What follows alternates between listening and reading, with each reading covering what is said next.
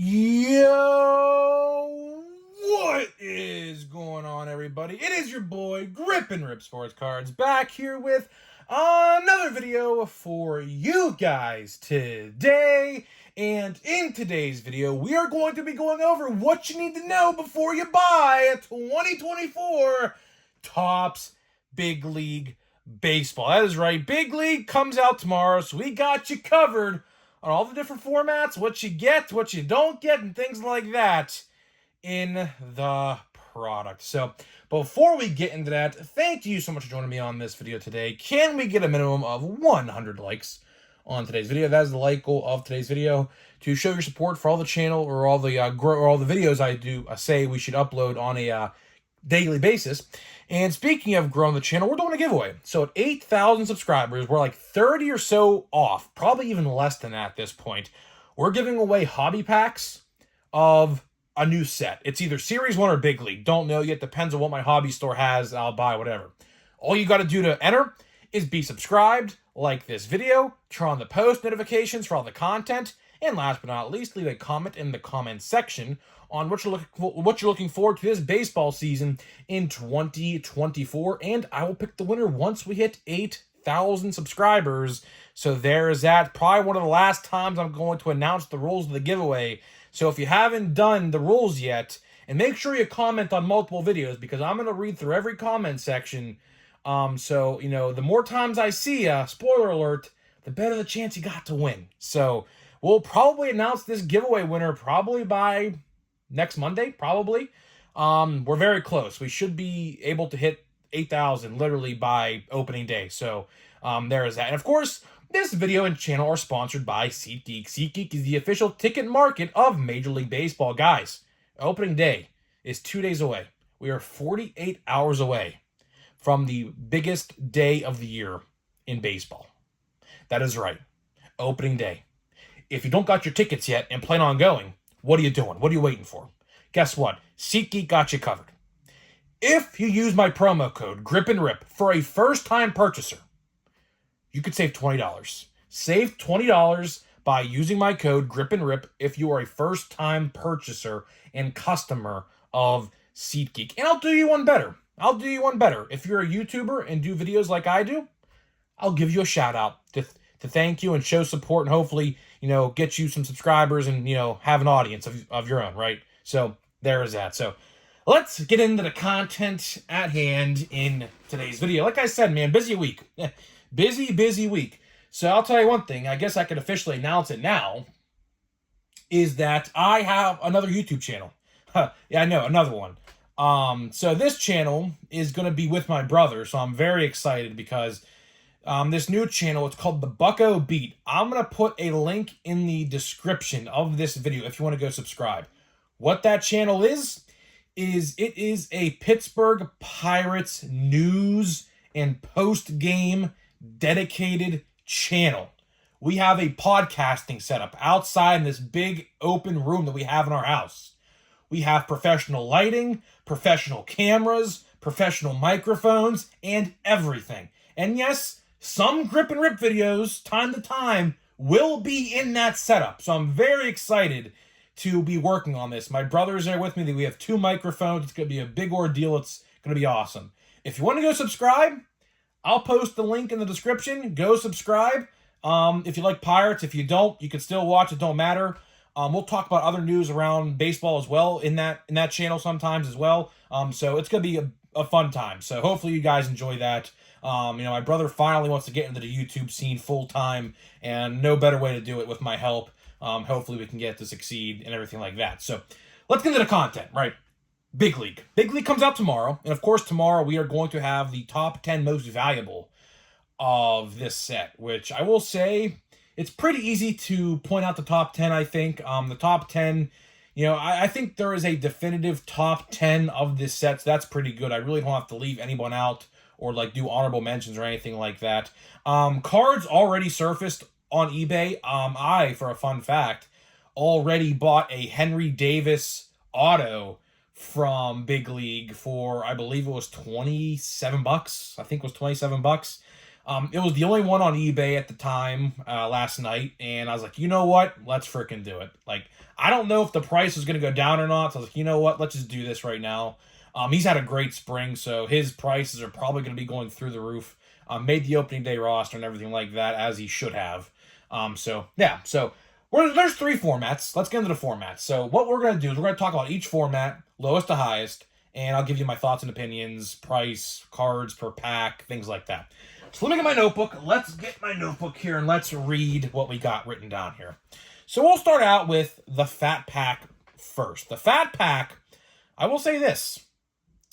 I'm very skeptical about this because I'll tell you why.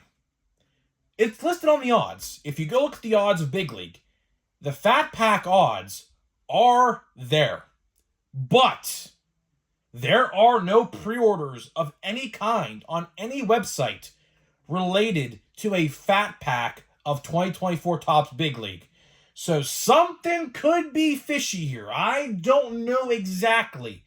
But there's a chance. Don't want to say there's no chance, but there's a chance that these might not even exist.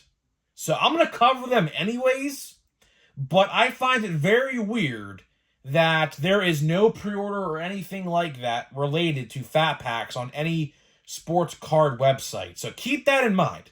So I'm just going to, give you the standard information. So the price of this Fat Pack, if it does exist, which it should, but in case it doesn't, it's $7, $6.99, and it's 32 cards. So 32 cards, $7. Not bad. I mean, not bad. But again, I covered this in yesterday's video slightly. The only way I would get a Fat Pack really is if I am maybe 30 cards away from completing the set and I buy a handful of Fat Packs to maybe knock out a lot of the cards missing from the checklist in my set.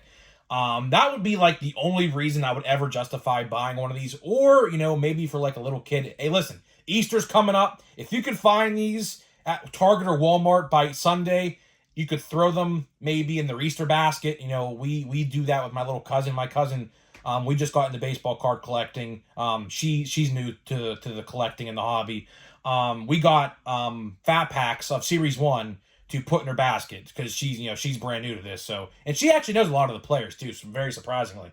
But yeah, that's really like the only reason I would ever buy a Fat Pack. Like, let's say you're trying to get your son into the hobby for the first time. That's what I would do. Honestly, at least you're not going to buy like $100 box in case you don't like it. Just a $7 pack to see how he likes it and maybe collect with him. Introduce him to players and things like that. That's how I, at least when I have kids, that's how I plan on introducing them to the hobby. If they want to go that route, I'll just buy small packs, work my way up. So that's really what the Fat Pack really is used for. But really, if you're buying a lot of this stuff, there really isn't a reason to buy a Fat Pack at all, except those 2 reasons I just mentioned. So there's that blaster box, price $25. Same price. At least they're not going up in price. So with tax, you're looking at probably $28. With all things said and done. So you're looking at probably $28 for this when it's all said and done. 16 packs, 8 cards a pack. That is, or I should say 10 packs. I can't read my numbers clearly. 10 packs. It's 80 cards. So 80 cards for $25. I apologize. My handwriting is the drizzling craps. Yeah, I just really scribbled. Looks like a 6, but it's really a 10. But yeah, you get 10 packs, 8 cards, 80 cards in the box for $25. Not bad. Again, I think the checklist is 300. So not really bad there. I mean, it's doable. But wait to hear this. So there's a little catch.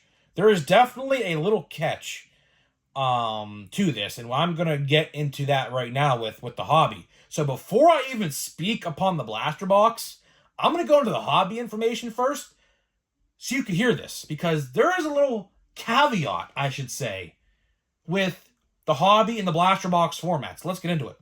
So I'm gonna go to the hobby box. Hobby box, $50. Some places you might find it for $60. Hopefully you don't. Some places you might find it for like $40 to $45. Just depends on what your hobby store does with pricing, right? 18 packs, 8 cards a pack, 144 total cards. Now, listen to this. If you bought 2 blasters, that's like 50 something dollars, right? With tax, you're looking at probably about 54-ish dollars for 2 blaster boxes. For 2 blaster boxes, you get 160 total cards for the same price. But in a hobby box, you're getting 144. So there's some pretty interesting differences here. So, let's break this down, because this is pretty interesting. There's really no format ever throughout the year where a potential shift in value like we're seeing with these two formats happens, because typically, hobby boxes for every other product are like $100-something depending on what it is, right? But this time around, boxes are so cheap for hobby that if you buy 2 blasters, you have you get more cards. But here's the thing, right? Here's the thing. And I kind of alluded to this in yesterday's video, so go check that one out too if you missed it, because there's a lot of valuable information with the odds and everything about that in that video, right? Here's the thing. Sure, if you buy 2 blaster boxes, you get more cards. But here's the thing. For 15 less cards, 16 less cards to be exact, you have a way better chance to pull autos and things like that. So the trade-off here is, and Topps will never tell you this, but luckily for me, I really dive deep into this stuff. If you buy a hobby box, you have better odds to pull something good. But if you buy 2 blaster boxes for the same price with extra cards, you have, more cards to go through. So it's really a trade-off, right? It's really a trade-off. So at the end of the day, you have to ask yourself this question. What do I want out of this set? If you're going to be a person that tries to chase autographs, parallels, and things like that, hobby is going to be for you. Hobby boxes for autographs are 1 in 8, right? So you have 1 in 8 chance, right? If you buy 2 hobby boxes, which I guess I'll get into this now, how I'm going to buy this product. 2 hobby boxes are $100 total, give or take, right? And it's 1 in 4 chance at an autograph for $100 worth of big league hobby, which is decent. For a $50 box, 1 in 8 is not bad odds, right? Even with the uncommons and the super rares and the ultra rares in the hobby boxes, you pull them much more frequently than a blaster box. Blaster box and fat pack odds for like parallels and autographs is not good. I think the odds for an autograph in a blaster are like 1 in every 100 and something packs, which is like 1 in 10 boxes. So, sure, you can look at it like that as well. It's like 1 in every, I believe, 132 packs, I believe. That number could be wrong, but it's like maybe 1 in every 12 boxes-ish for a box or an autograph in a blaster box. So it depends on what you really want. Do you want to put the set together? Do you want to chase down those uncommons, those rares, super rares, ultra rares? If you're going to go rarity hunting, then hobby is going to be for you. Autographs, same thing. If you want to go for autographs, there is really no reason. I saw someone point out there's exclusive autographs in blasters. I really didn't care to look at those odds, I'm going to be honest with you. But I can't imagine they're too easy to pull. I just can't imagine that. Topps, when it comes to autographs in retail product, aside from last year's Bowman, it's pretty tough. It is very, very tough to pull an autograph from any retail product with Topps. It just is. Unless it's like, a gallery or a what's it called? That Bowman product from Walmart. I'm drawing a blank right now. I don't know why. But, things like that, right? But really and ultimately, to wrap this video up here, I, for one, wouldn't even buy a fat pack at all. If you see those, leave them. Unless you need to collect a couple cards of the set, or maybe you want to get your son or daughter or someone like that into the hobby, that's what you buy those for. Or I could say this, now take this with a grain of salt. You might be able to search the packs. Now, I don't know this for a guarantee, but what I mean by that is you could probably see the front of the pack through, like you could probably see the first card of the pack through the plastic of the wrapping. And like let's say like Yamamoto is on the front of the pack. Like I'm gonna be honest, if that was me in that situation, I would probably buy the fat pack if that was the case. Same thing could be said with the last card of the pack. You could probably see. Same thing with Series 1. Series 1's the same way. For whatever reason, they make the wrapping like see-through for whatever reason. I mean, that's their fault. If they don't like people searching fat packs, the front and the back card, that's just their fault for making them see-through. But you could typically see the name on the front and the back card. So if you see like, a Henry Davis, Ellie, Evan Carter, Dominguez, Yamamoto, or someone like that, I mean, sure, $7, sure, why not? Maybe you get something good in there as well as a good rookie card, at least one good rookie card. But really, the real true collectors are going to be buying hobby boxes like myself. I plan on buying 2 hobby boxes from my local card store on Wednesday. $100, 1 in 4 chance at an autograph. That's, as a betting man, maybe you could ask Shohei this. I don't know. You never know. But 1 in 4 chance at an autograph is not bad. I mean, I wish it would be like maybe like 1 in 2. The checklist for the autographs is kind of weak, if I'm going to be honest. There are some heavy hitters in there, but at the same time, there are also a lot of people on the checklist that you probably, if you're not a fan of the team, may have not heard of before. So keep that in mind. I advise you, before you buy this product, to go look at the autograph checklist.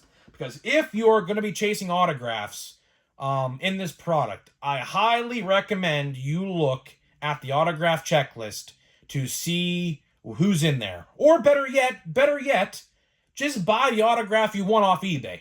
Henry Davis, I bought mine for $30, which honestly is a pretty good price considering his Series 1 rookie autographs were like $80. So, I don't know. I don't know how much Ellie's autograph, if he even has one in here, would be. Evan Carter, same thing. I don't know. They might be a little more expensive, but Henry Davis had a great spring, so I was pretty shocked to see that his autograph was only $30. So I took advantage of that and got that card. But really and ultimately, if you want to put the set together, like the team set, if you want to buy your team set on eBay, you could definitely do that. I mean, again, people are going to skip this product. They just naturally are. This set is not for everybody. I mean, that's a given. Some people love this set. Some people hate it. It really just depends on what you like, to be honest with you. But really, if you want to buy anything, I would buy hobby. Maybe a blaster to try it out if you just want to buy a blaster. Fat packs wouldn't even buy at all. So yeah, that's pretty much it. So the question I have in the comment section of this video, how do you plan on buying Big League? Do you plan on buying it? If so, what format, how much? Or do you not plan on buying it at all? So I'm very interested to hear what people have to say with this one, because typically, like for Series 1, people are buying Series 1, right? People are all in on Series 1. But, in this example, for this release, some people are skipping this set. My friends included. My friends, a couple of them, are skipping out on this product just because they don't like it. And that's fine. That is completely fine. So we have a pack here, Series 1. Next to last pack of Series 1, by the way. I'm not going to have a pack tomorrow to open because I'll be on the computer for tomorrow's video. But I believe it would be Thursday's video. Well, again, we'll probably open Big League in that video, because Big League will come out and I'll have packs of Big League. But I don't know. I've really enjoyed Series 1. I have. We have a backwards card. Probably just a silver, so really nothing probably important, but you never know. It could be a good silver. You never know. Let's see here. Base. We've seen this base so many times. Jason Dominguez, there's that one. And we have a Christian Walker. I don't see any numbering, so this is going to be a silver, I assume. And I would be correct. We have that guy, Montero, and we have Clark Schmitz. Not the one you're going to want to get, and Corbin Carroll, Stars of MLB. Probably the 10th time I pulled that card myself. I can make a whole 30-minute video, really. I really could make a whole 30-minute video talking about Stars of MLB and why they need to be changed or something. I don't know. I just don't agree with them. I think they could definitely do something better. Hopefully next year, maybe they listen and actually do something better. So either way, guys, I'm getting out of here. Let me know what you think about Big League, and I'll see you guys in the next video.